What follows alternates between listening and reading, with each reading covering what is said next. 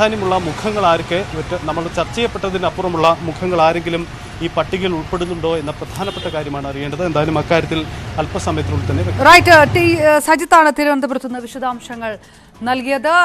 ഏതായാലും BJP സ്ഥാനാർത്ഥി പട്ടിക പ്രഖ്യാപനത്തിലേക്ക് തന്നെ കടക്കുകയാണ്. ദില്ലിയിൽ നിന്നുള്ള ദൃശ്യങ്ങൾ, ഭാരതീയ ജനതാ പാർട്ടി ഓഫീസിന് മുന്നുള്ള ദൃശ്യങ്ങൾ തന്നെയാണ് ഇപ്പോൾ.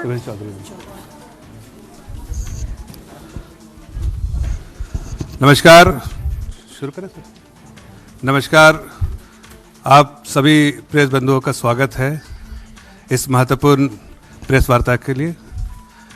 मैं वैसे तो आप सभी लोग जानते हैं जो भी मंच पे बैठे हैं, लेकिन फिर भी मैं एक छोटा सा ब्रीफ इंट्रोडक्शन करा देता हूँ। हमारे बीच में जो बैठे हैं आदरणीय अरुण सिंह जी, पार्टी के महामंत्री हैं, मेंबर ऑफ पार्लियामेंट हैं, वरिष्ठ नेता हैं।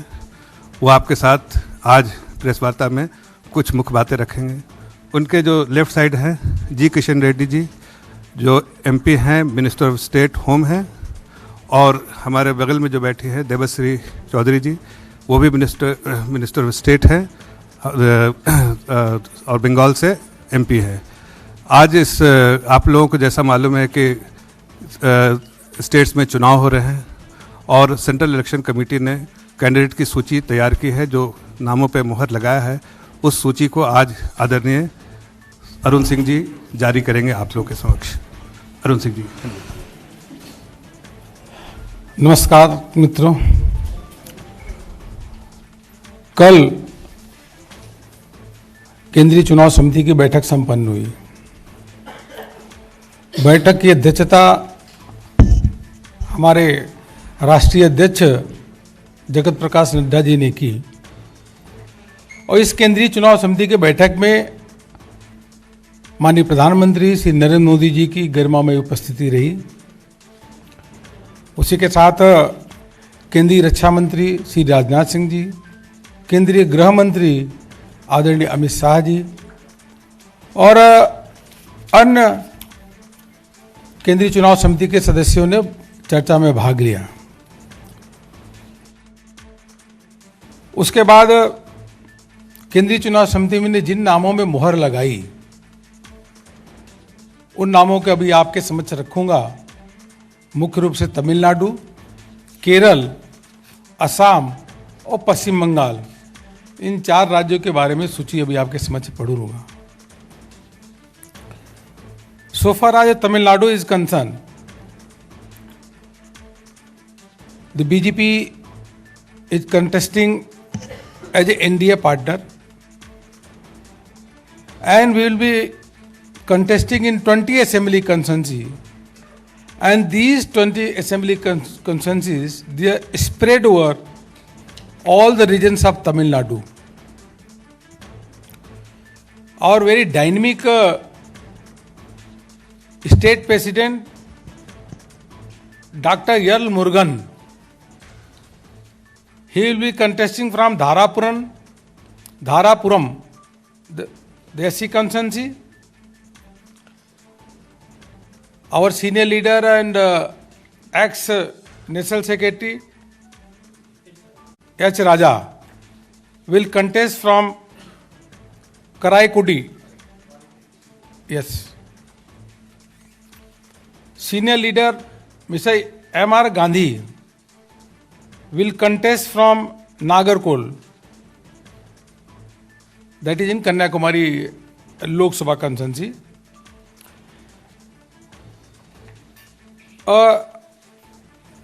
An IPS officer Sri K. Annamalai will be contesting from Arva Kurchi. He will be contesting from there. And BJP National Mahila Morcha President, a very dynamic leader, Srimati Banathi Srinivasan, she will be contesting from Coimbatore South. Yes, very famous actress, you all know, Srimati Khushbu Sundar will contest from Thousand Lights, Chennai. Yes, in Chennai. And we are confident that we are going to form, the NDA is going to form the government with a full majority in Tamil Nadu. And on my right, on my left side, M.S. Home, who is also election in charge for the Tamil Nadu, he will say few words. Friends, Anna DMK is contesting 178 seats. PMK is contesting 23 seats. BJP 20. Former Union Minister G.K. Vasan, son of Congress Party Senior Leader Mupanar. TMC, they are contesting 6 seats. The symbol of 2 leaves, Anna DMK. Remaining 7 seats, Anna DMK and NDA, we are giving to smaller parties. That also they contest on 2 leaves symbol. There is a lot of change compared to the 2019 Parliament elections in Tamil Nadu. There is a wave in favor of DMK at that time. After 2 years, today there is a Tamil Nadu situation total different in these elections. Narendra Modi ji, under leadership of in Tamil Nadu, last 2 years in COVID also, we did a lot of developmental activity.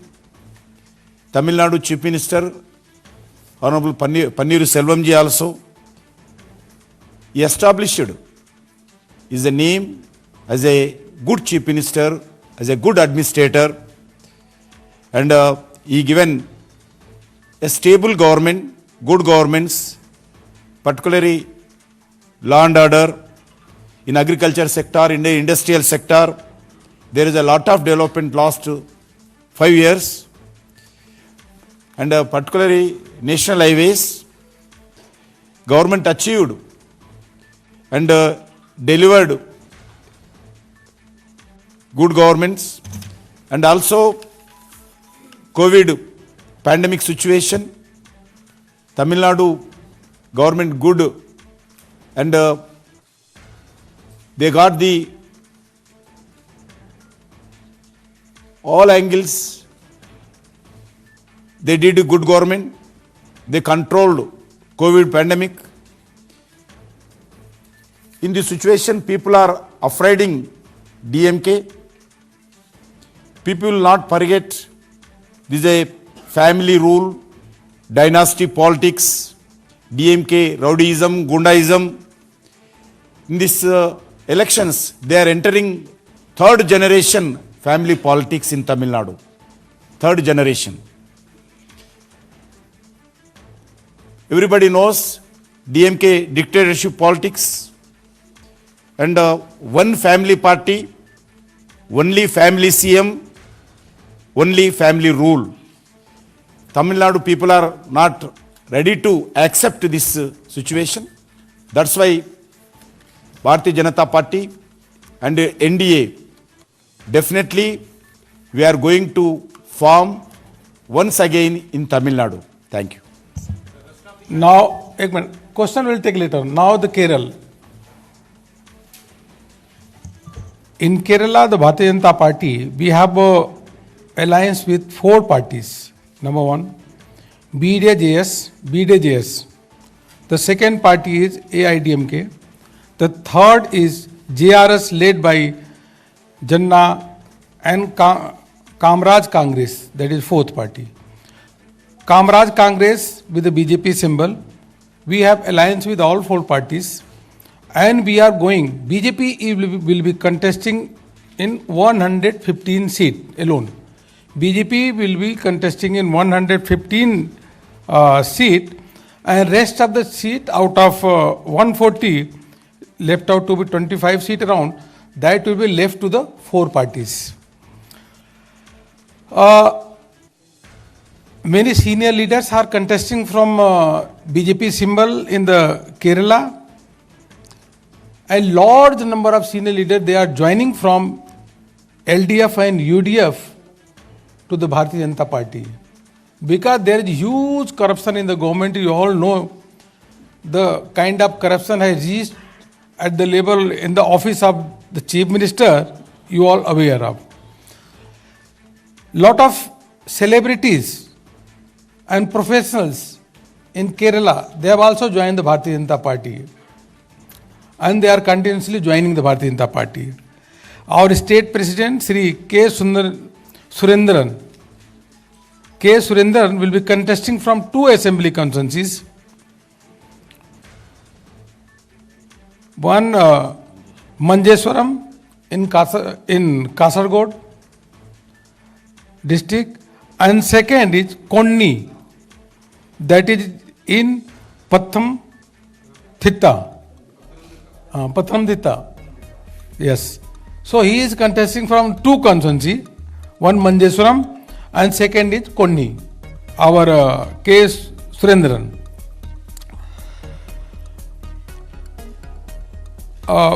Metroman, whose name is well known to every Indian, Dr. E. Sridharan, will be contesting from Palghat. Palakkad. In Malayalam, it is called Palakkad. Yes, you can say Palakghat also. Good. So he will be contesting from there. And by joining him, there is a big boost in the BJP Karyakarta and public there. Former State President Sri Kummanam Rajasekaran, he will be contesting from Nemon constituency. And senior leader of the Bharatiya Janata Party, P.K. Krishnadas, he will be contesting from Katakada. C.K. Padmanabhan will be contesting from Dharmadam constituency. Rajya Sabha MP and famous person Mr. Suresh Gopi will contest from Thrissur, and Sri Alphonse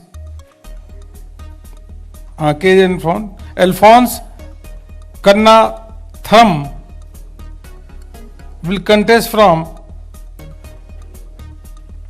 Kanjirapalli. He will contest from there. Yes. Or Suresh Gopi will contest from Thrissur. And a very well-known academician, retired Vice Chancellor, Dr. Abdul Salam,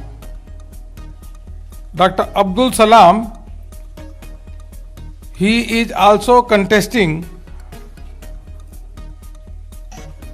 from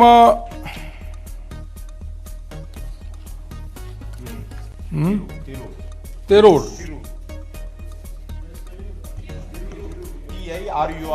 TIRUR.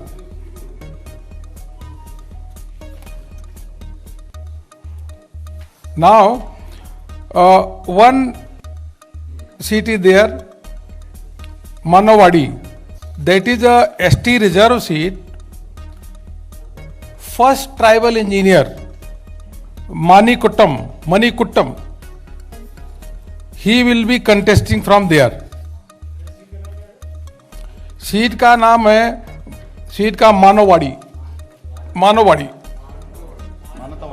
मानतावाड़ी.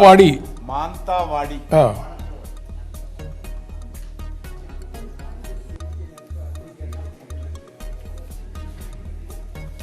Okay. और Shri Krishna Kumar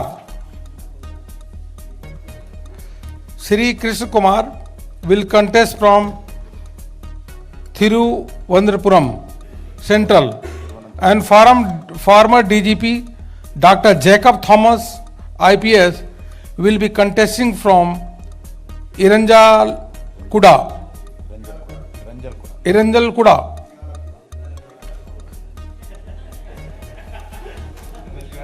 Okay, so now with these number of the celebrities, the retired vice chancellor, IPS officers, and over and above the metro man, the all big personalities, they have joined the Bharatiya Janata Party and they are contesting from BJP symbol under the leadership of the most popular person, Mr. Narendra Modi ji. And we hope and we are confident that we are going to get very good number of seats to form the government there. जहाँ तक असम का प्रश्न है, असम का आपको हमने पहले और दूसरे फेज की लिस्ट जारी कर दी है और जैसा आप जानते हैं कि एजीपी और यूपीपीएल दोनों ही हमारे गठबंधन के पार्टनर हैं, एनडीए के पार्टनर हैं और भारतीय जनता पार्टी कुल मिलाकर के 92 सीटों पे चुनाव लड़ेगी और बाकी सीटों पे जो चुनाव हमारे सहयोगी दल लड़ेंगे.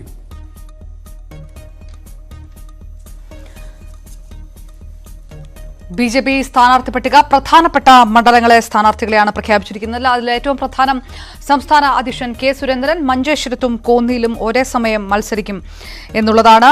കുമ്മനം രാജശേഖരൻ നേമത്ത് മത്സരിക്കും. പാലക്കാട് ഇ ശ്രീധരൻ മത്സരിക്കും. ഇ ശ്രീധരന്റെ വരവ് BJPക്ക് പുതിയ ഉന്മേഷമുണ്ടാക്കി എന്നാണ് BJP വക്താവ് തന്നെ പ്രസ്താവിച്ചിരിക്കുന്നത്. നേമത്ത് കുമ്മനം രാജശേഖരൻ വരും. നേരത്തെയുള്ള സൂചനകൾ അനുസരിച്ച് തന്നെ കാട്ടാക്കടയിൽ PK കൃഷ്ണദാസ് ആയിരിക്കും സ്ഥാനാർത്ഥി. ഒപ്പം തിരുവനന്തപുരം സെൻട്രലിൽ നടൻ കൂടിയായ കൃഷ്ണകുമാർ സ്ഥാനാർത്ഥിയാകും. കാഞ്ഞിരപ്പള്ളിയിൽ നിന്നാണ് മുൻ കേന്ദ്രമന്ത്രി കൂടിയായ അൽഫോൺസ് കണ്ണന്താനം മത്സരിക്കുക. തിരൂരിൽ നിന്ന് ഡോക്ടർ അബ്ദുൾ സലാം സ്ഥാനാർത്ഥിയാകും.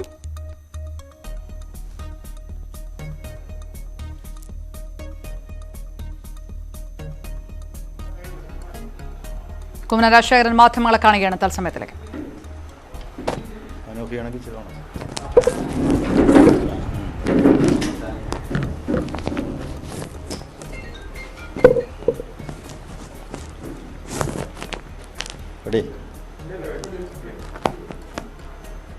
ഭാരതീയ ജനതാ പാർട്ടിയുടെ സ്ഥാനാർത്ഥി ലിസ്റ്റ്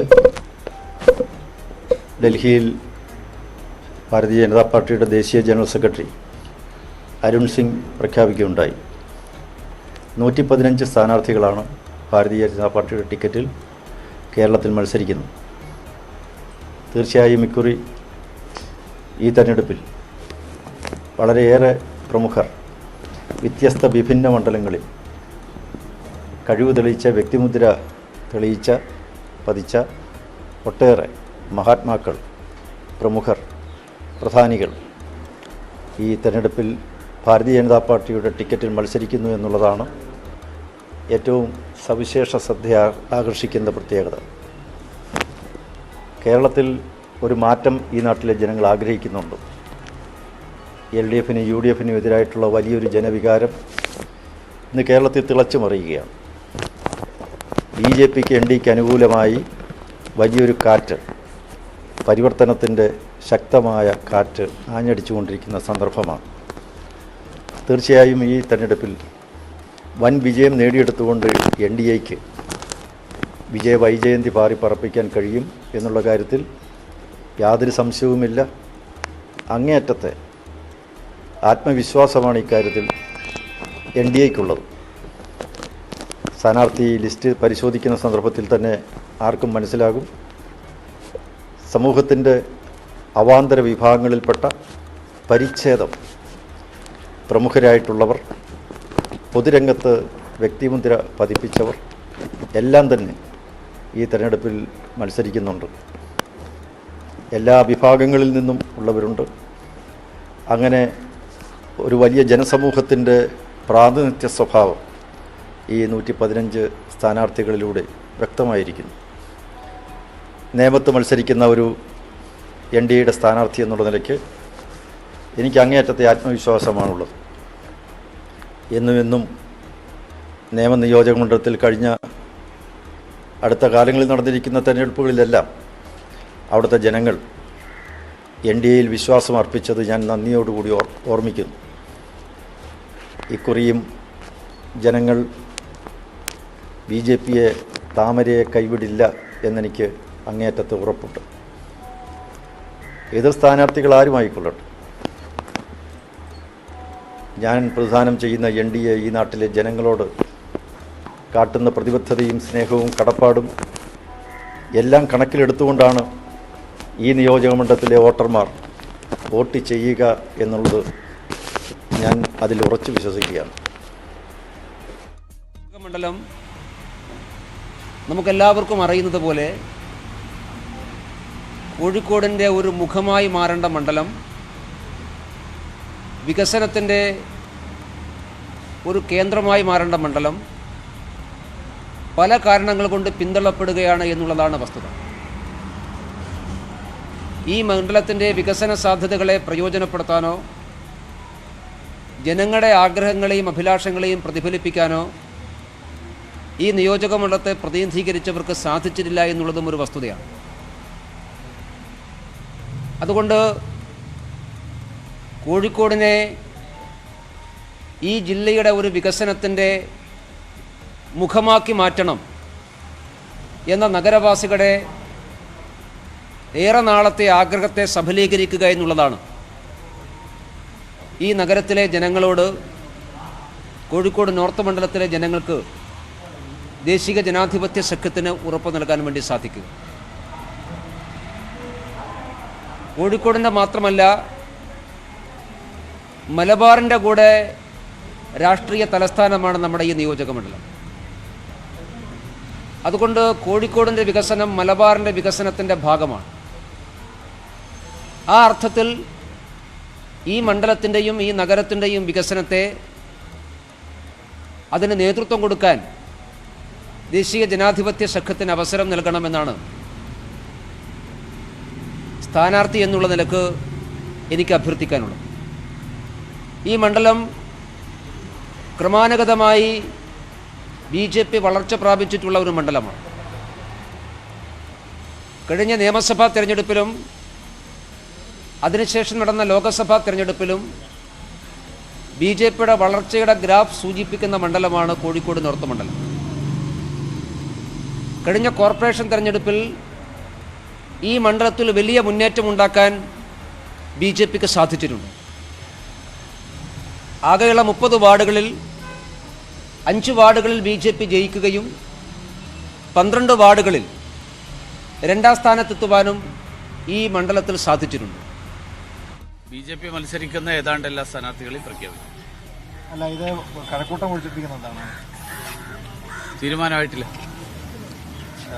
ചില പേരുകളൊക്കെ കേൾക്കുന്നു. എന്താണ് തീരുമാനം വരട്ടെ, പറയാം. ഈ കോൺഗ്രസിന്റെ കുറച്ച് നേതാക്കളോട് വരും എന്ന് സംസ്ഥാന അധ്യക്ഷൻ പറഞ്ഞിരുന്നു. അങ്ങനെ പ്രതീക്ഷിക്കുന്നുണ്ട്? പലരും വരും, ധാരാളം ആൾക്കാർ വരും. കോൺഗ്രസിന്റെ തന്നെ നേതാക്കൾ, കോൺഗ്രസിന്റെയും മറ്റു പാർട്ടികളുടെയും ഒക്കെ നേതാക്കന്മാർ വരും ദിവസങ്ങളിൽ BJPയിലേക്കാണ് മറ്റു പാർട്ടികളിൽ നിന്നൊക്കെ ആളുകൾ വരാൻ പോകുന്നത്. കുറച്ചു മുമ്പ് കോൺഗ്രസിന്റെ മുൻ MLA ആയ MA വാഹിദ് ആരോപണം ഉന്നയിച്ചു. കഴക്കൂട്ടത്ത് അദ്ദേഹം മത്സരിച്ച് ജയിച്ച ആളാണ്. അദ്ദേഹം പറഞ്ഞത് BJPയുടെ ഏജന്റ് തന്നെ സമീപിച്ച് ആ സ്ഥാനാർത്ഥി ഏത് മണ്ഡലമാണെന്ന് സ്ഥാനാർത്ഥിയാകുന്ന തരത്തിൽ ഒരു വാഗ്ദാനം. BJPക്ക് ഏജന്റുമാരൊന്നുമില്ല, BJPക്ക് നേതാക്കന്മാരേ ഉള്ളൂ. കോൺഗ്രസിന് BJPക്ക് ഏജന്റുമാരേ ഇല്ല, BJPക്ക് നേതാക്കന്മാരുണ്ട്. നേതാക്കന്മാരിങ്ങനെ ആൾക്കാരെ വാഹിദ് പറഞ്ഞത് നേതാക്കന്മാരും സമീപിച്ചിട്ടില്ല എന്നാണല്ലോ.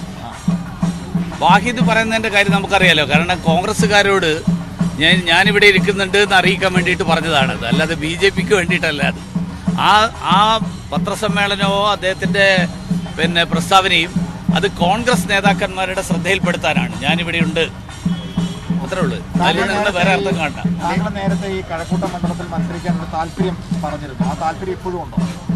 ഞാൻ താല്പര്യമല്ല, ഞാൻ പറഞ്ഞത് ഞാൻ കഴക്കൂട്ടം മണ്ഡലമാണ് എൻ്റെ മണ്ഡലം. പാർട്ടി എന്നെ അവിടോട് മത്സരിക്കണമെന്ന് തീരുമാനിച്ചാൽ ഞാൻ മത്സരിക്കും. അതാണ് ഞാൻ പറഞ്ഞത്. ആ താല്പര്യം ഇപ്പോഴുണ്ട്, ആ നിലപാട് തന്നെയാണ്. അത് തന്നെയാണ് നിലപാട്. അതെപ്പോഴും അങ്ങനെയാണല്ലോ. അത് പാർട്ടിയുടെ ഏത് പ്രവർത്തകൻ്റെ നിലപാട് അങ്ങനെയാണ്. തൻ്റെ മണ്ഡലത്തിൽ മത്സരിക്കാൻ പാർട്ടി അനുവദിച്ചു കഴിഞ്ഞാൽ മത്സരിക്കും. ബിജെപിയുടെ ഏക സിറ്റിംഗ് സീറ്റായ നേമത്തേക്ക് കോൺഗ്രസ് കെ മുരളി തന്നെ തീരുമാനിച്ചു. ഈ നിയമമണ്ഡലത്തിൽ എത്രത്തോളം പ്രതീക്ഷ ഇപ്പോൾ? ഞങ്ങൾക്ക് ഏറ്റവും പ്രതീക്ഷയുള്ള മണ്ഡലം, ഇപ്പോഴും വിജയിക്കാമെന്ന് പൂർണ്ണ വിശ്വാസമുള്ള മണ്ഡലം, അങ്ങനെയുള്ള മണ്ഡലമാണ് നിയമം. ആര് വന്നാലും അതെ, നിയമത്ത് കെ മുരളീധരൻ പറയുന്നത് ഒരു തിരിച്ചു പിടിക്കും. അല്ല, അതങ്ങനെയല്ലേ പറയാൻ പറ്റുള്ളൂ. അല്ലാതെ ഞാൻ തോക്കുമെന്ന് പറഞ്ഞിട്ട് പോയി മത്സരിക്കാൻ പറ്റില്ലല്ലോ. ആര് വന്നാലും ബി ജെ പിക്ക് ഒരു പ്രശ്നമില്ല അവിടെ. പാർട്ടി പറയും, പാർട്ടി പ്രഖ്യാപിക്കുന്ന എല്ലാവരും മത്സരിക്കും. ശോഭാ സുരേന്ദ്രന്റെ പേരിടയ്ക്ക് കഴക്കൂട്ടം കേട്ടു. അല്ല, അതുകൊണ്ടാണ് പറഞ്ഞത്, പാർട്ടി പറഞ്ഞു കഴിഞ്ഞാൽ ആരാണെങ്കിലും മത്സരിക്കും.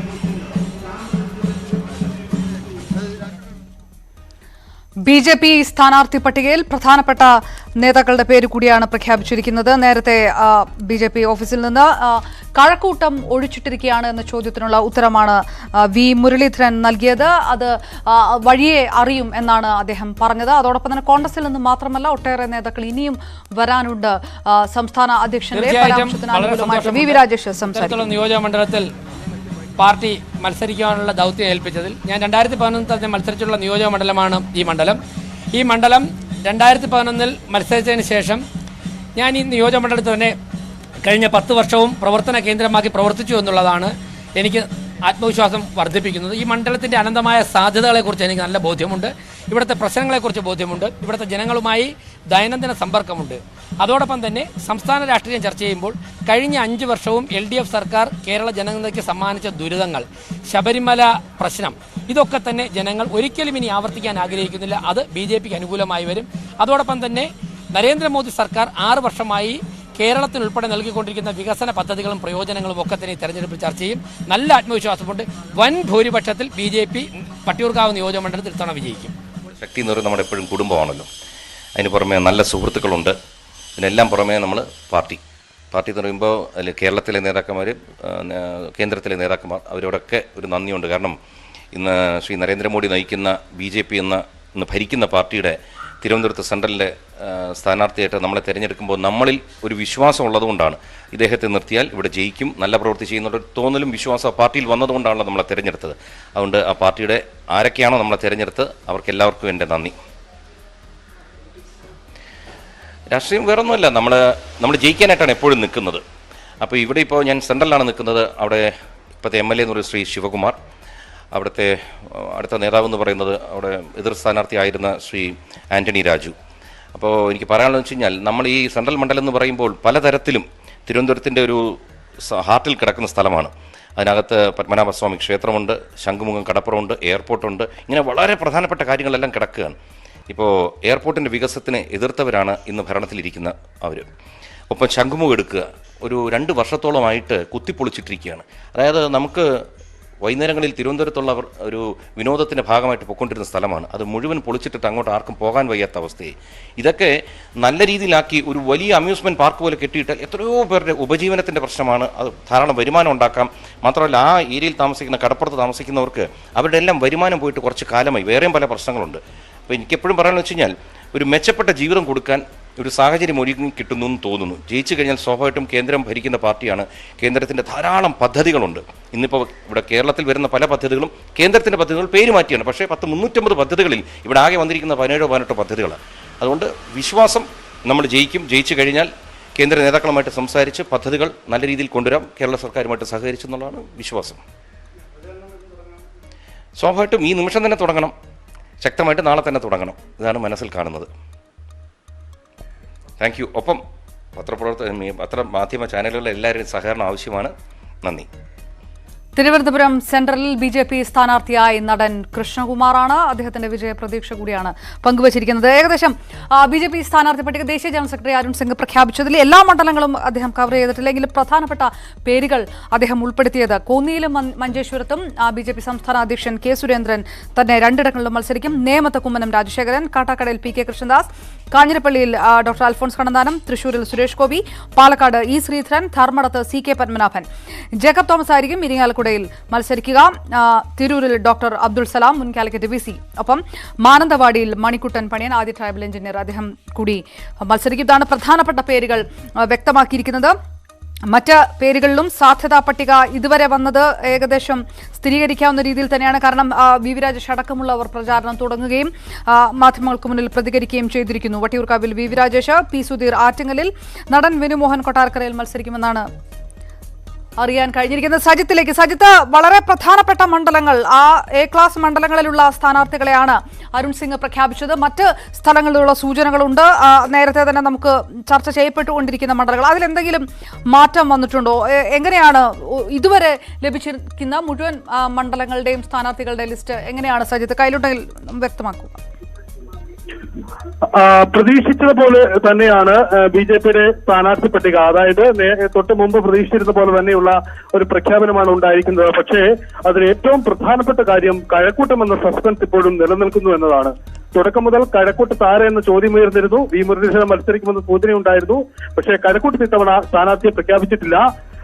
ഇന്നോ നാളെയോ ആയി ഇക്കാര്യത്തിൽ ഒരു വ്യക്തത ഉണ്ടാകുമെന്നാണ് BJP കേന്ദ്രങ്ങൾ വ്യക്തമാക്കുന്നത്. കഴക്കൂട്ടത്ത് ഒരു പ്രമുഖനെ കൊണ്ടുവരാനുള്ള സാധ്യതയിലേക്ക് തന്നെ BJP നീങ്ങുന്നു എന്ന് വേണം നമുക്ക് മനസ്സിലാക്കാൻ. അങ്ങനെയല്ലെങ്കിൽ അവിടെ വി മുരളീധരൻ തന്നെ മത്സരിക്കാനുള്ള സാധ്യതയും തള്ളിക്കളഞ്ഞുകൂടാ. വി മുരളീധരന്റെ പ്രതികരണവും അത് സൂചിപ്പിക്കുന്നത് അന്ന് തന്നെയാണ്. തന്റെ മണ്ഡലമാണ് കഴക്കൂട്ടം, കഴിഞ്ഞ തവണ മത്സരിച്ച ഇടമാണ്. പാർട്ടി ആവശ്യപ്പെട്ടാൽ വീണ്ടും കഴക്കൂട്ടത്ത് മത്സരിക്കുമെന്ന് വി മുരളീധരൻ പറയുന്നു.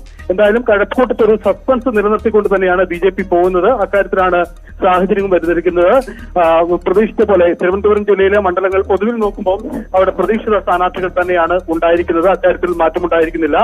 നേരത്തെ ഈ പ്രഖ്യാപനത്തിന് തൊട്ടു മുമ്പ് വിനുമോഹൻ അടക്കമുള്ളവർ BJP ക്യാമ്പിലേക്ക് വരുന്നു എന്നതിന്റെ വ്യക്തത ഉണ്ടായിരുന്നു. അതുപോലെ തന്നെ സംഭവിച്ചിരിക്കുന്നു. അത്തരത്തിൽ തന്നെ പ്രഖ്യാപനം ഉണ്ടായിരിക്കുന്നു. കഴക്കൂട്ടം എന്ന ഒരു പ്രധാനപ്പെട്ട ഇടത്തെ സസ്പെൻസ് നിലനിർത്തുന്നു. ഞാൻ തിരികെ വരാം സജിത്ത്. ഇപ്പോൾ ദില്ലിയിൽ ഞാൻ സജിത്തിലേക്ക് തിരികെ വരാം. KP അഭിലാഷ് ചേരുന്നു. അഭിലാഷ്, വ്യക്തമായ ചിത്രമായി കഴിഞ്ഞിരിക്കുന്നു. ഈ പ്രധാനപ്പെട്ട 10 മണ്ഡലങ്ങൾക്കപ്പുറത്തേക്ക് കൂടുതൽ ചിത്രമായിട്ടുണ്ടോ? കൂടുതൽ പേരുകൾ നമുക്ക് ഒരു ഫൈനൽ ലിസ്റ്റ് പോലെ പറയാൻ കഴിയുന്ന പേരുകൾ എങ്ങനെ? അവരുടെ ഈ ലിസ്റ്റ് പ്രഖ്യാപിക്കുമ്പോൾ ഏറ്റവും പ്രധാനപ്പെട്ടത് BJPയുടെ സംസ്ഥാന അധ്യക്ഷൻ കെ സുരേന്ദ്രൻ മഞ്ചേശ്വരത്തും അതായത് കോന്നിയിലും മത്സരിക്കുന്നു എന്നാണ്. നമ്മൾ നേരത്തെ പറഞ്ഞതുപോലെ തന്നെ ഒന്നുകിൽ മഞ്ചേശ്വരം ഒരു മണ്ഡലത്തിലാണെങ്കിൽ മഞ്ചേശ്വരത്ത് മാത്രമായിരുന്നു അദ്ദേഹം മത്സരിക്കുക, അല്ല എങ്കിൽ ഇരു മണ്ഡലങ്ങളിലും, അങ്ങനെ മഞ്ചേശ്വരം കോന്നി. പക്ഷെ ഇപ്പോഴും ഒരു സസ്പെൻസ് നിലനിൽക്കുന്നുണ്ട്. അത് ശോഭാ സുരേന്ദ്രനെ സംബന്ധിച്ചാണ്. അതായത് BJPയുടെ എമിനന്റ് പേഴ്സണാലിറ്റീസ് എന്ന തരത്തിൽ വ്യക്തമാക്കിക്കൊണ്ടാണ് ചില പേരുകൾ അരുൺ സിംഗ് വ്യക്തമാക്കിയത്. അതിൽ കുമ്മനം രാജശേഖരന്റെ പേര് പറഞ്ഞു. അതോടൊപ്പം തന്നെ CK പത്മനാഭന്റെ പേര് പറഞ്ഞു. അൽഫോൺസ് കണ്ണന്താനത്തിന്റെയും ഡോക്ടർ അബ്ദുൾ സലാമിന്റെയും പേരുകൾ പറയുന്നു. സ്വാഭാവികമായും ശോഭാ സുരേന്ദ്രൻ ഈ സ്ഥാനാർത്ഥി പട്ടികയിൽ ഉണ്ടായിരുന്നുവെങ്കിൽ ശോഭാ സുരേന്ദ്രൻ BJPയെ സംബന്ധിച്ചിടത്തോളം ദേശീയ നേതാവ് കൂടിയാണ്. അവർ വിയോജിപ്പ് അറിയിക്കുകയും ചെയ്ത പശ്ചാത്തലത്തിൽ ഇപ്പോൾ ശോഭാ സുരേന്ദ്രന്റെ പേര് പറയാതെയാണ് പ്രധാനപ്പെട്ട മറ്റു മണ്ഡലങ്ങളെ കുറിച്ച് പറഞ്ഞത്. കൃഷ്ണകുമാർ എന്ന നേതാവ്, സിനിമാ താരം, അദ്ദേഹം BJPയെ സംബന്ധിച്ചിടത്തോളം ഒരു വലിയ നേതാവല്ല, മറിച്ച് ഈ അടുത്ത കാലത്ത് BJPയിൽ സജീവമാകുകയും BJP അനുകൂല നിലപാടുകൾ നേരത്തെ മുതൽ സ്വീകരിച്ചിരുന്ന ആളാണ്. അപ്പോൾ സ്വാഭാവികമായും ശോഭാ സുരേന്ദ്രൻ ഇനി വരാൻ പോകുന്ന പട്ടികയിലും ഇല്ല എന്നാണ് നമുക്ക് പ്രാഥമികമായി അനുമാനിക്കേണ്ടി വരുന്നത്. എന്തായാലും 115 സ്ഥാനാർത്ഥികൾ ആണ് എന്ന് പറയുമ്പോൾ തന്നെ വിശാലമായ ഒരു പട്ടിക, അത് ഇനി BJPയുടെ മീഡിയ വിഭാഗം മാധ്യമങ്ങൾക്ക് ഷെയർ ചെയ്യുകയാണ് ചെയ്യുന്നത്. ഏറ്റവും പ്രധാനപ്പെട്ട സ്ഥാനാർത്ഥികൾ, ഏറ്റവും പ്രധാനപ്പെട്ട വ്യക്തിത്വങ്ങളെ പരിചയപ്പെടുത്തുമ്പോൾ തിരൂരിൽ നിന്ന് ഡോക്ടർ അബ്ദുൾ സലാം മത്സരിക്കുന്നു എന്നുള്ള കാര്യം കൂടി സൂചിപ്പിച്ചു വെച്ചു. സുരേഷ് ഗോപി തൃശൂരിൽ നിന്ന് മത്സരിക്കുന്നത് വ്യക്തമാക്കി. കാട്ടാക്കടയിൽ നിന്ന് PK കൃഷ്ണദാസും മെട്രോമാൻ E ശ്രീധരൻ, മെട്രോമാന്റെ സ്ഥാനാർത്ഥിത്വം ഇത്തരത്തിൽ BJPയുടെ ഒരു വലിയ നേതാവ് എന്നതല്ല, ദേശീയ രാഷ്ട്രീയം ഉറ്റുനോക്കുന്ന നേതാവ് എന്ന നിലയിലാണ്. അതുകൊണ്ട് തന്നെ നമുക്ക് മനസ്സിലാക്കാൻ സാധിക്കുന്നത് കഴക്കൂട്ടത്ത് ഒരുപക്ഷെ സ്ഥാനാർത്ഥിയെ തീരുമാനിച്ചിട്ടുണ്ടാകില്ല. തീരുമാനിച്ചിട്ടുണ്ടെങ്കിൽ തന്നെ അത് ശോഭാ സുരേന്ദ്രൻ ആകുവാനുള്ള സാധ്യത ഇപ്പോഴും കാണുന്നില്ല. കാരണം അങ്ങനെ ഒരു പട്ടികയിലേക്ക് വരേണ്ട നേതാവ് തന്നെയായിരുന്നു കെ സുരേന്ദ്രന്റെയും അതോടൊപ്പം തന്നെ PK കൃഷ്ണദാസിന്റെയും കുമ്മനം രാജശേഖരന്റെയും പേരുകൾ പറയുമ്പോൾ ആ പട്ടികയിലേക്ക് വരേണ്ട ഏറ്റവും പ്രധാനപ്പെട്ട ഒരു വനിതാ നേതാവ് നേതാവ് കൂടിയായിരുന്നു ശോഭാ സുരേന്ദ്രൻ. സ്വാഭാവികമായും ഇനി ശോഭാ സുരേന്ദ്രന്റെ പ്രതികരണം എന്താ എന്നത് വളരെ പ്രധാനപ്പെട്ടതായി മാറുന്നു. കഴക്കൂട്ടത്തെ സ്ഥാനാർത്ഥി ഉണ്ടോ എന്നത് ഒരു പട്ടിക മാധ്യമ വിഭാഗം നൽകുമ്പോൾ നമുക്ക് അറിയാൻ സാധിക്കും. പക്ഷെ പ്രാഥമികമായി ഇപ്പോൾ പ്രധാനപ്പെട്ട പേരുകളിൽ ഇല്ലാത്തതും ശോഭാ സുരേന്ദ്രന്റേതാണ്. റൈറ്റ്. KP അഭിലാഷ്. സജിത്ത്, അതായത് ഇനിയും മീഡിയയ്ക്ക് നൽകണം എന്നാലാണ് വിശാലമായിട്ടുള്ള ഒരു പട്ടിക ഉണ്ടാകുക. അപ്പോഴും നേരത്തെ വി മുരളീധരൻ പറഞ്ഞ വാക്കുകളിൽ നിന്ന് വായിച്ചെടുക്കാവുന്നതാണ്. ചില സർപ്രൈസ് എലിമെന്റുകൾ ബാക്കിയുണ്ട്. ആ സർപ്രൈസ് എലിമെന്റുകൾ ഇത് ഏത് രീതിയിലാണെന്നുള്ളത് കേരള രാഷ്ട്രീയവുമായിട്ടെല്ലാം ബന്ധപ്പെട്ട് കോൺഗ്രസിനകത്ത് നിൽക്കുന്ന പ്രതിഷേധങ്ങൾ, ഒരു പക്ഷേ ബി ജെ പിയിലേക്ക് കോൺഗ്രസ് നേതാക്കൾ വരുമെന്ന സംസ്ഥാന അധ്യക്ഷന്റെ തന്നെ തുറന്നടിച്ചുള്ള പരാമർശം, ഇതെല്ലാം കൂട്ടിച്ചേർത്ത് വേണം വായിക്കാൻ. ഇപ്പോൾ ഒരു 10 പേരുടെ ലിസ്റ്റാണ് വളരെ പ്രധാനപ്പെട്ടതായി പറഞ്ഞിരിക്കുന്നത്. ശോഭാ സുരേന്ദ്രൻ അടക്കമുള്ളവർ ഉൾപ്പെട്ടിട്ടുമില്ല. ഇത് BJP-ക്കകത്ത് ഏത് രീതിയിലുള്ള ഒരു പ്രതിഫലനമാണ് ഉണ്ടാക്കുക? ഒരുവിധം A ക്ലാസ് മണ്ഡലങ്ങളിലെല്ലാം പ്രവചിച്ചത് പോലെ അല്ലെങ്കിൽ സാധ്യതകൾ ഉണ്ടായിരുന്നത് പോലെയുള്ള സ്ഥാനാർത്ഥികളൊക്കെ തന്നെയാണല്ലോ വന്നിരിക്കുന്നത്.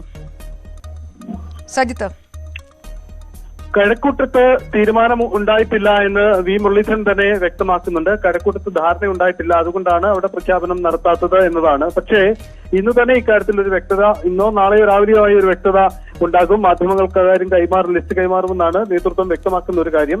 കഴക്കൂട്ടത്ത് ഒരു പ്രധാന സ്ഥാനാർത്ഥി തേടുക, അല്ലെങ്കിൽ വി മുരളീധരൻ തന്നെ ഇപ്പോൾ അദ്ദേഹം ലിസ്റ്റിൽ ഇല്ലെങ്കിൽ കൂടിയും മത്സരിക്കാനുള്ള സാധ്യതയും നമുക്ക് തള്ളിക്കളയാനാവില്ല. അതാണ് നിലവിലെ സാഹചര്യങ്ങളിൽ നിന്ന് മനസ്സിലാക്കേണ്ട ഒരു കാര്യം. ഒപ്പം ഇതിനിടയിൽ മറ്റ് പ്രധാനപ്പെട്ട വ്യക്തികളെ സ്ഥാനാർത്ഥിയാക്കാനുള്ള സാധ്യതയും തള്ളിക്കളയുന്നില്ല. അതാണ് കഴക്കൂട്ടം പോലെയുള്ള ഈ ഇടം ഒഴിച്ചിട്ടതിന്റെ കാരണവും. പക്ഷേ അതിലൊരു ഞാനിപ്പോൾ തിരികെ വരാം. പൂർണ്ണ ലിസ്റ്റ് തന്നെ വന്നിരിക്കുന്നു. 115 സീറ്റുകളിൽ 112 സീറ്റുകളുടെ ലിസ്റ്റാണ് വന്നിരിക്കുന്നത്. അഭിലാഷ്, BJP-യുടെ ഇപ്പോൾ മാധ്യമങ്ങൾക്ക് കൈമാറിയിരിക്കുന്ന ലിസ്റ്റ് പ്രകാരം പ്രധാനപ്പെട്ട നമുക്ക് ആ ലിസ്റ്റിലേക്ക് കടക്കാം. തീർച്ചയായും അപർണ, 115 പേരുകൾ ഉള്ളത് കൊണ്ട് തന്നെ അതിൽ ഇടയ്ക്ക് തെരഞ്ഞെടുക്കുക ഒരല്പം ബുദ്ധിമുട്ടാണ്. എന്തായാലും മഞ്ചേശ്വരത്ത് നിന്ന് K സുരേന്ദ്രൻ, കോന്നിയിൽ K Surendran, Palakkad doctor E Sreedharan, നേമത്ത് കുമ്മനം രാജശേഖരൻ, കാട്ടാക്കടയിൽ PK കൃഷ്ണദാസ്, ധർമ്മടത്ത് CK പത്മനാഭൻ, തൃശൂരിൽ സുരേഷ് ഗോപി, ഇരിങ്ങാലക്കുടിയിൽ ജേക്കബ് തോമസ് എന്നിങ്ങനെ നീളുന്ന പട്ടിക. കാസർഗോഡ് അഡ്വക്കേറ്റ് ശ്രീകാന്ത് സ്ഥാനാർത്ഥിയാകുമ്പോൾ ഉദുമയിൽ ശ്രീ വേലായുധൻ വേലായുധൻ ആണ് സ്ഥാനാർത്ഥിയായി വരുന്നത്. കാഞ്ഞങ്ങാട് നിന്ന് ബൽരാജ് M എന്ന സ്ഥാനാർത്ഥിയുടെ പേര് കാണാൻ സാധിക്കുന്നു. തൃക്കരിപ്പൂരിൽ ഷിബിൻ TV ആണ് BJP-യുടെ സ്ഥാനാർത്ഥി. പയ്യന്നൂരിൽ അഡ്വക്കേറ്റ് KK ശ്രീധരൻ സ്ഥാനാർത്ഥിയാകുന്നു. കല്യാശ്ശേരിയിൽ അരുൺ കൈതപ്രമാണ് സ്ഥാനാർത്ഥിയായിട്ട് വന്നിട്ടുള്ളത്. ഗംഗാധരൻ AP ആണ് തളിപ്പറമ്പിലെ സ്ഥാനാർത്ഥി. ഇരിക്കൂരിൽ ശ്രീമതി ആനിയമ്മ രാജേന്ദ്രന്റെ പേരാണ് പട്ടികയിൽ ഉള്ളത്. അഴീക്കോട് K രഞ്ജിത്തും കണ്ണൂരിൽ അർച്ചന ആയുമാണ് സ്ഥാനാർത്ഥി. തലശ്ശേരിയിൽ N ഹരിദാസ് സ്ഥാനാർത്ഥിയാകുന്നു. കൂത്തുപറമ്പിൽ സദാനന്ദൻ മാസ്റ്റർ നേരത്തെ സൂചിപ്പിച്ചതുപോലെ തന്നെ മട്ടന്നൂരിൽ ബിജു എളംകുഴിയാണ്. പറവൂരിൽ സ്മിത ജയമോഹൻ ആണ് സ്ഥാനാർത്ഥി. കൽപ്പറ്റയിൽ സുബീഷ് TM-ന്റെ പേര് ആണ് കാണുന്നത്. ഇങ്ങനെ പട്ടികയുടെ അവസാനം വരെ പോകുമ്പോൾ ഇപ്പോൾ ഏതാണ്ട് സ്ഥാനാർത്ഥി പട്ടികയിൽ 112 പേരുകളാണ് കാണുന്നത്. ഈ പട്ടികയിലേക്ക് എനിക്ക് തോന്നുന്നു അങ്ങനെയെങ്കിൽ കഴക്കൂട്ടം ഒഴിച്ചിട്ടിരിക്കുന്നു എന്നാണ് മനസ്സിലാക്കേണ്ടത്. വളരെ പെട്ടെന്ന് പോകാൻ സാധിക്കുന്നില്ല. കൊട്ടാരക്കരയിൽ അഡ്വക്കേറ്റ് വായക്കൽ സോമൻ എന്റെ പേരാണ് ഇപ്പോൾ കാണുന്നത്. വളരെ ഓടിച്ചു നോക്കുമ്പോൾ ആറന്മുളയിൽ കാണുന്നത് ശ്രീ ബിജു മാത്യുവിന്റെ പേരാണ്. തിരുവല്ലയിൽ അശോകൻ കുളനട നേരത്തെ സൂചിപ്പിച്ചതുപോലെ. ചെങ്ങന്നൂരിൽ MV ഗോപകുമാറിന്റെ പേര് കാണുന്നു. മാവേലിക്കരയിൽ സഞ്ജുവിന്റെ പേര് ആണ് ഉള്ളത്. ഹരിപ്പാട് K സോമൻ ആണ് സ്ഥാനാർത്ഥിയായിട്ടുള്ളത്. അമ്പലപ്പുഴയിൽ അനൂപ് ആന്റണി, നമ്മൾ നേരത്തെ സൂചിപ്പിച്ചതുപോലെ അനൂപ് ആന്റണിയുടെ മണ്ഡലം അമ്പലപ്പുഴയിലേക്ക് മാറ്റിയിരിക്കുന്നു. ആലപ്പുഴയിലാണ് നേരത്തെ റിപ്പോർട്ട് ചെയ്തതിൽ നിന്നൊരു പിശക് ഉള്ളത്. ഇവിടെയാണ്, അതായത് നമ്മൾ അമ്പലപ്പുഴയിലായിരിക്കും സന്ദീപ് വചസ്പതി എന്നായിരുന്നു റിപ്പോർട്ട് ചെയ്തിരുന്നത്. അതിൽ മാറ്റം വന്നിരിക്കുന്നു.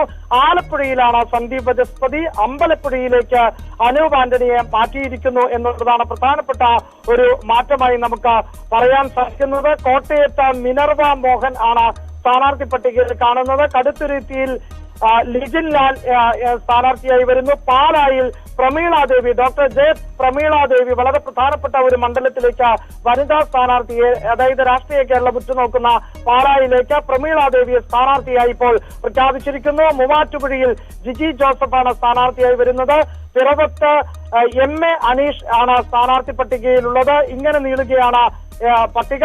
എറണാകുളത്ത് പത്മജ എസ് മേനോൻ ആണ് സ്ഥാനാർത്ഥിയായി വരുന്നത്. തൃപ്പൂണിത്തുറയിൽ ഡോക്ടർ KS രാധാകൃഷ്ണൻ നേരത്തെ തന്നെ ഉയർന്നു കേട്ട പേരാണ്. കൊച്ചിയിൽ CG രാജഗോപാൽ സ്ഥാനാർത്ഥിയായി വരുന്നു. വൈപ്പിനിൽ KS ഷൈജു സ്ഥാനാർത്ഥിയായി വരുന്നു. ആലുവയിൽ MN ഗോപി സ്ഥാനാർത്ഥിയായി വരുന്നു. പെരുമ്പാവൂരിൽ TP സിന്ധുമോൾ സ്ഥാനാർത്ഥിയായി വരുമ്പോൾ പുതുക്കാട് A നാഗേഷാണ് സ്ഥാനാർത്ഥി. നമ്മൾ നേരത്തെ റിപ്പോർട്ട് ചെയ്തതിൽ വളരെ കുറച്ച് പേരുകളെ മാത്രമാണ് വ്യത്യാസമുള്ളത്. ഗുരുവായൂരിൽ അഡ്വക്കേറ്റ് നിവേദിതയാണ് സ്ഥാനാർത്ഥിയായി കാണുന്നത്. അഡ്വക്കേറ്റ് B ഗോപാലകൃഷ്ണന്റെ പേര് നമുക്ക് വളരെ പെട്ടെന്ന് ഇതിൽ നിന്ന് തിരഞ്ഞെടുക്കാൻ സാധിക്കുന്നില്ല. എനിക്ക് എന്തായാലും 115 പേരുടെ പട്ടിക വരുമ്പോൾ വളരെ പ്രധാനപ്പെട്ട മണ്ഡലങ്ങളിൽ നമ്മൾ നേരത്തെ സൂചിപ്പിച്ചതുപോലെ തന്നെ സ്ഥാനാർത്ഥികൾ മാറ്റിരിക്കുന്നു. ഏറ്റവും പ്രധാനപ്പെട്ട മണ്ഡലങ്ങളിൽ എല്ലാം തന്നെ പ്രധാനപ്പെട്ട സ്ഥാനാർത്ഥികളെ തന്നെയാണ് നിർത്തിയിട്ടുള്ളത്. എന്തായാലും വളരെ ശക്തമായ ഒരു പോരാട്ടത്തിന് തന്നെ BJP തുടക്കം കുറിക്കുന്നു. എന്നാൽ പ്രധാനപ്പെട്ട സീറ്റുകൾ ഒഴിവാക്കിയിരിക്കുന്നു. അതിലൊന്ന് കഴക്കൂട്ടം എന്ന് തന്നെയാണ് നമുക്ക് ഇതിന് ലഭിക്കുന്ന സൂചന. അങ്ങനെയെങ്കിൽ ചെറിയ തർക്കമുണ്ട്. കാരണം 115 തീർച്ചയായും അഭിലാഷ് വലിയ ഒരു നീണ്ട ഒരു പട്ടിക. എനിക്കറിയാം ഇപ്പോഴാണ് ആ പട്ടിക ലഭിച്ചിരിക്കുന്നത്. അഭിലാഷ് അത് കണ്ടുകൊണ്ടേയിരിക്കുകയാണ്. നമുക്ക് ഞാൻ തന്നെ അത് നോക്കിക്കൊണ്ടിരിക്കുകയാണ്. അതിലേക്ക് വരാം. വളരെ പ്രധാനപ്പെട്ട പേരുകൾ ആരെല്ലാം ഉണ്ട്, ആരെങ്കിലും അതിനകത്ത് നേരത്തെ ഉണ്ടായിരുന്ന സൂചനകൾ ആരെങ്കിലും അതിനകത്ത് മിസ്സായിട്ടുണ്ടോ എന്നുള്ളതെല്ലാം വരാം. ഇപ്പോൾ ഈ ആദ്യ 10 പേരുടെ പേരിൽ BJP ദേശീയ ജനറൽ സെക്രട്ടറി അരുൺ സിംഗ് പ്രഖ്യാപിച്ച പേരുകളിൽ ഒന്നായിരുന്നു മാനന്തവാടിയിൽ നിന്ന് ആദ്യ ട്രൈബൽ എഞ്ചിനീയറായ മണിക്കുട്ടൻ പണിയൻ മത്സരിക്കും എന്നുള്ളത്. അദ്ദേഹം തന്നെ ന്യൂസ് 8നോടൊപ്പം ചേരുകയാണ്. അഭിനന്ദനങ്ങൾ ശ്രീ മണിക്കുട്ടൻ പണിയൻ. BJPയുടെ ആദ്യ പട്ടികയിൽ തന്നെ ഇടം പിടിച്ചിരിക്കുന്നു താങ്കൾ. ഒരു ദേശീയ പാർട്ടിയുടെ ഭാഗമായിക്കൊണ്ട് നിയമസഭാ തെരഞ്ഞെടുപ്പിനെ നേരിടുകയാണ്. ഒരു രാഷ്ട്രീയപരമായി തന്നെ അത് ഏത് രീതിയിലാണ് താങ്കൾ കാണുന്നത്? ഹലോ, കേൾക്കാമല്ലോ അല്ലേ ശ്രീ മണിക്കുട്ടൻ പണിയൻ? കേൾക്കാം. ഒരു തിരുത്തുണ്ട്. ഞാന് വയനാട് ജില്ലയിലെ പണിയ സമുദായത്തിലെ MBA-കാരനാണ്, എഞ്ചിനീയർ അല്ല. അപ്പം ഇപ്പോഴാണ് ഞാൻ ന്യൂസ് കാണുന്നത്. അപ്പോ സ്ഥാനാർത്ഥി പട്ടികയിൽ എന്റെ പേര് കാണുന്നത്. അപ്പം ചർച്ചകളിലൊക്കെ വന്നിരുന്നു. അപ്പം ഞാന് കറക്റ്റ് ആയിട്ടുള്ള തീരുമാനം അറിയിച്ചിട്ടില്ല. പക്ഷെ ഇപ്പോഴാണ് ഞാൻ ഈ ന്യൂസ് കാണുന്നത്. മത്സരിക്കാൻ താങ്കൾ തീരുമാനം അറിയിച്ചിട്ടില്ല എന്ന് പറഞ്ഞാൽ താങ്കൾ മത്സരിക്കുമെന്ന് ഉറപ്പല്ലേ? അത് ബന്ധപ്പെട്ട ആൾക്കാരുമായിട്ട് സംസാരിച്ചതിന് ശേഷം എനിക്ക് പറയാൻ പറ്റുള്ളൂ. അല്ല, ആദ്യത്തെ ഒരു പട്ടിക എന്ന് പറയുമ്പോൾ വളരെ പ്രതീക്ഷയോടുകൂടിയാണ് ദേശീയ ജനറൽ സെക്രട്ടറി ആ പേരുകളെല്ലാം അവതരിപ്പിച്ചിരിക്കുന്നത്. സ്വാഭാവികമായും അതിൽ ഇനിയൊരു മറ്റൊരു ചിന്തയ്ക്ക് കൂടിയുള്ള ഒരു വകുപ്പുണ്ടോ? അങ്ങനെ എന്തുകൊണ്ടാണ് അങ്ങനെ ഒരു തീരുമാനം? ഈ ഒരു നിയോജക മണ്ഡലത്തിൽ MLA എന്നുള്ള ഒരു കാര്യത്തിലേക്ക് വരുമ്പം ഒരുപാട് ഉത്തരവാദിത്തങ്ങൾ ഉണ്ടെന്ന് എനിക്കും അറിയാം. അപ്പം എന്നെ പോലെ ഒരാൾക്ക് അതിനുള്ള കഴിവുണ്ടോന്നും കഴിവ് അതും ഒരു കാരണമാണല്ലോ. അപ്പം എനിക്ക് ഇതിന് കറക്റ്റായിട്ട് ഒരു മറുപടി പറയാൻ ഇപ്പോൾ ബുദ്ധിമുട്ടുണ്ട് ശരിക്കും. ശ്രീ മണിക്കുട്ടൻ പണിയൻ, മത്സരിക്കാനുള്ള ഒരു യോഗ്യത കൂടിയാണല്ലോ ഒരു സ്ഥാനാർത്ഥിത്വം ലഭിക്കുക എന്നുള്ളത്. അപ്പോഴാണ് ഒരു പക്ഷേ ഒരു പുനർവിചിന്തനം ഉണ്ടായേക്കുമെന്ന് താങ്കൾ പറയുന്നത്. ഏതെങ്കിലും പ്രാദേശിക BJP നേതാക്കളുമായി സംസാരിക്കുകയുണ്ടായോ? അവരാരെങ്കിലും കൂടിക്കാഴ്ച നടത്തുകയോ ഇത് പ്രഖ്യാപിച്ച ശേഷം വിളിക്കുകയോ മറ്റോ ഉണ്ടായോ? എന്നോട് സംസാരിച്ചിട്ടുണ്ടായിരുന്നു. ഇതിനു മുന്നേ സ്ഥാനാർത്ഥി നിർണയം വരുന്നതിന് മുന്നേ സംസാരിച്ചിട്ടുണ്ടായിരുന്നു. അതിനുശേഷം ഇപ്പം പല ന്യൂസ് ചാനലിൽ നിന്നും വിളിക്കുമ്പോഴാണ് ഞാൻ കരട് പട്ടികയിൽ ആദ്യം തന്നെ വന്ന വിവരം അറിയുന്നത്. ഇതിന് ശേഷം ആരെയും കണ്ടിട്ടില്ല? അതായത് ഇപ്പോൾ ദേശീയ ജനറൽ സെക്രട്ടറി പ്രഖ്യാപിച്ച ശേഷം BJPക്കാർ ആരും വന്ന് കണ്ടിട്ടില്ല? ഇല്ല, വന്ന് കണ്ടിട്ടില്ല. പക്ഷെ ഫോൺ മുഖേന ബന്ധപ്പെട്ടിട്ടുണ്ടായിരുന്നു. മണിക്കുട്ടൻ, BJP പോലെ ഒരു ദേശീയ രാഷ്ട്രീയത്തിലെ ഒരു പ്രധാനപ്പെട്ട പാർട്ടി, മണിക്കുട്ടന്റെ രാഷ്ട്രീയം BJP അനുകൂലം തന്നെയാണോ?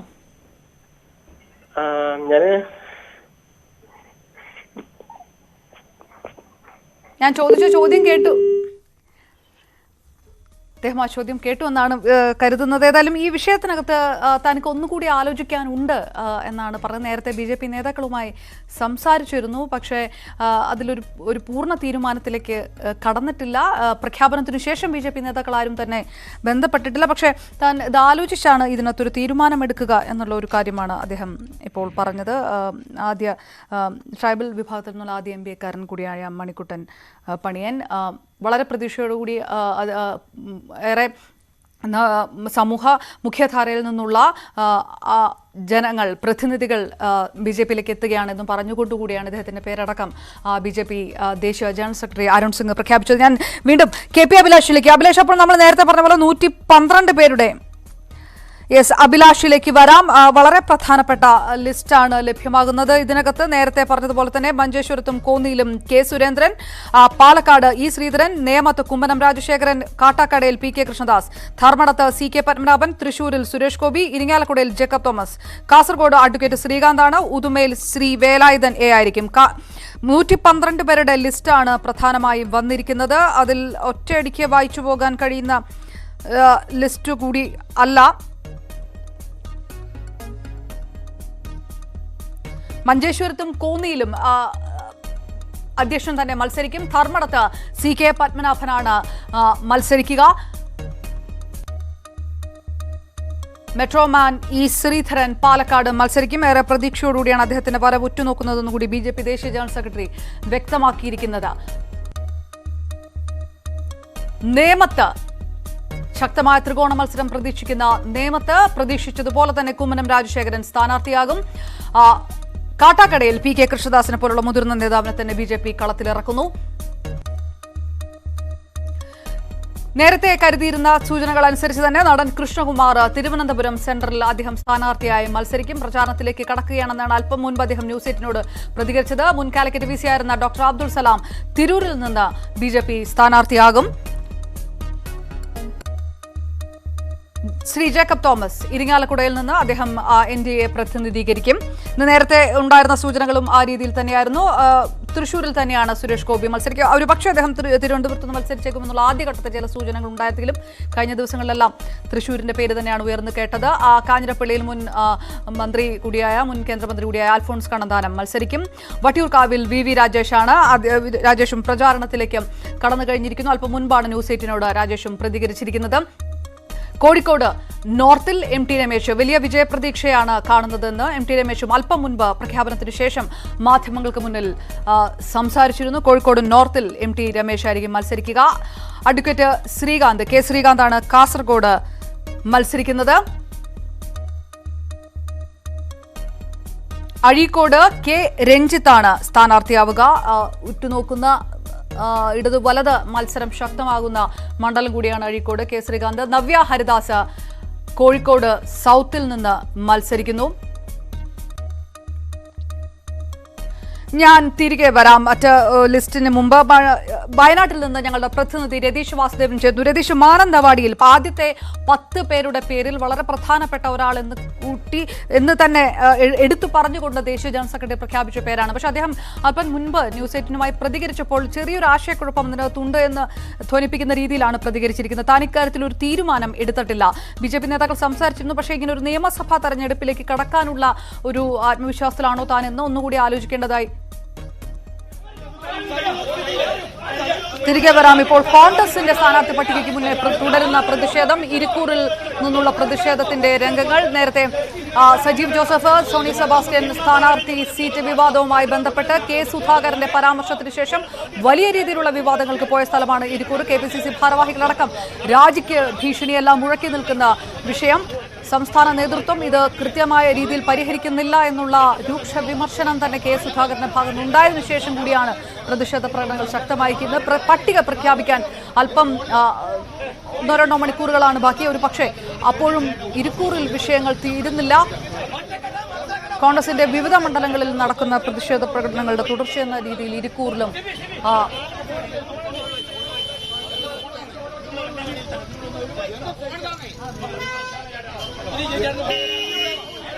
ഇരിക്കൂറിനുള്ള തത്സമയ ദൃശ്യങ്ങളാണ് കണ്ടുകൊണ്ടിരിക്കുന്നത്.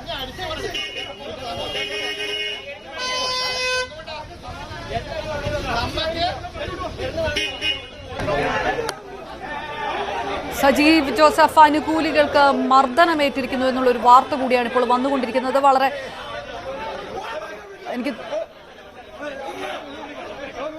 ഞങ്ങളുടെ പ്രതിനിധിയിലേക്ക് ചെല്ലാമെന്ന് കരുതുന്നു. നേരത്തെ തന്നെ തുറന്ന പ്രതിഷേധത്തിലേക്ക് കാര്യങ്ങൾ പോയിരുന്നു. അപ്പോഴാണ് കണ്ണൂരിലെ പ്രധാനപ്പെട്ട നേതാവ് കൂടിയായ കെ സുധാകരൻ മാധ്യമങ്ങൾക്ക് മുന്നിൽ ഇത്ര മോശമായ രീതിയിൽ പ്രശ്നങ്ങൾ പോകുന്നതിന് കാരണം സംസ്ഥാന നേതാക്കളുടെ ഉത്തരവാദിത്തമാണെന്നും എല്ലാം പ്രഖ്യാപിച്ചത്. അതിനുശേഷം കൂടിയാണ് ഇരിക്കൂറിൽ പ്രതിഷേധം കൂടുതൽ തുറന്ന് പ്രകടമായി തന്നെ മുന്നിലേക്ക് എത്തിയത്. KPCC ഭാരവാഹികളടക്കം രാജിവെക്കുന്ന രീതിയിലേക്ക് കാര്യങ്ങൾ പോയിരുന്നു. സജീവ് ജോസഫ്, സോണി സെബാസ്റ്റ്യൻ, സ്ഥാനാർത്ഥി വിവാദമാണ് മുറുകുന്നത്. ഏതായാലും സ്ഥാനാർത്ഥി പട്ടിക പ്രഖ്യാപിക്കാൻ മണിക്കൂർ മാത്രം ബാക്കി നിൽക്കെ കോൺഗ്രസിന്റെ പ്രതിഷേധങ്ങൾ പലയിടത്തും തുടരുന്നതിന്റെ സൂചന കൂടിയാണ് ഇരിക്കൂറിൽ ഇപ്പോൾ കണ്ട തത്സമയ ദൃശ്യങ്ങൾ.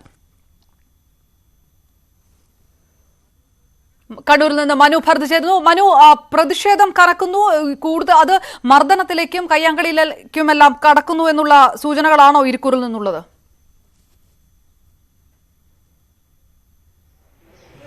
ഇരിക്കൂറിൽ ഇപ്പോൾ രാപ്പകൽ സമരം തുടർന്നു. ഇവിടെ ചെറിയൊരു സംഘർഷമുണ്ടായി. ഇരിക്കൂറിൽ ഈ സജീവ് ജോസഫിന്റെ സ്ഥാനാർത്ഥിത്വത്തെ എതിർക്കുന്ന വിഭാഗം ഇവിടെ രാപ്പകൽ സമരം നടത്തുകയാണ്. അതിനെതിരെ ചില കോൺഗ്രസ് അനുകൂലികൾ എന്ന് സ്വയം വിശേഷിപ്പിക്കുന്ന ആളുകൾ ഇവിടെ എത്തുകയും അവരതിൻ്റെ പ്രതിഷേധം രേഖപ്പെടുത്തുകയും ചെയ്തു. അത് മദ്യപിച്ചെത്തിയ ആളുകളാണ് ഇവിടെ പ്രശ്നമുണ്ടാക്കിയത് എന്നാണ് ഈ രാപ്പകൽ സമരം നടത്തുന്ന കോൺഗ്രസ് നേതാക്കളുടെ ആക്ഷേപം. അതേസമയം തങ്ങൾ കോൺഗ്രസ് നേതാക്കളാണ് എന്നാണ് ഈ പ്രതിഷേധവുമായി എത്തിയവരുടെ നിലപാട്. പോലീസ് ഇപ്പോൾ ഇവിടെ എത്തി ഇതിൽ ആളുകളെ ഇവിടുന്ന് നീക്കം ചെയ്യാനുള്ള ശ്രമം നടത്തിക്കൊണ്ടിരിക്കുകയാണ്. ഏതായാലും ഇരിക്കൂറിൽ സജീവ് ജോസഫിന്റെ സ്ഥാനാർത്ഥിത്വത്തിനെതിരെ വളരെ ശക്തമായ പ്രതിഷേധം തുടങ്ങുന്നു. കോൺഗ്രസിന്റെ സ്ഥാനാർത്ഥി പട്ടിക വരുന്നതോടുകൂടി ഇതിന്റെ പ്രതിഷേധം കൂടുതൽ കനക്കും, തെരുവിലേക്ക് നീങ്ങും എന്ന സൂചന തന്നെയാണ് നേതാക്കൾ നൽകുന്നത്. KPCC അതുപോലെ DCCയിലെയും ഒക്കെയുള്ള ഭാരവാഹികൾ അവരുടെ സ്ഥാനം രാജിവെച്ചേക്കുമെന്ന മുന്നറിയിപ്പും നൽകുന്നു. ഒപ്പം തന്നെ ഈ ഘടകകക്ഷികളല്ലാത്ത UDF, അതായത് കോൺഗ്രസിന്റെ UDF സ്ഥാനാർത്ഥികൾ മത്സരിക്കുന്ന ഇടങ്ങളിലെല്ലാം തന്നെ വിമത നീക്കം നടത്തും എന്ന ഒരു ഭീഷണിയും A ഗ്രൂപ്പിന്റെ ഭാഗത്തു നിന്ന് ഉണ്ട്. K സുധാകരനാകട്ടെ ഇത് തന്റെ അനുമതിയോ അല്ലെങ്കിൽ തിരികെ വരാം. ആ ദൃശ്യങ്ങളിലേക്ക് പോയ ശേഷം സജീവ് ജോസഫ് അനുകൂലിക്ക് മർദ്ദനം, ഇരിക്കൂറിലുണ്ടായ പ്രതിഷേധത്തിന്റെ ദൃശ്യങ്ങളിലേക്ക് പോയ ശേഷം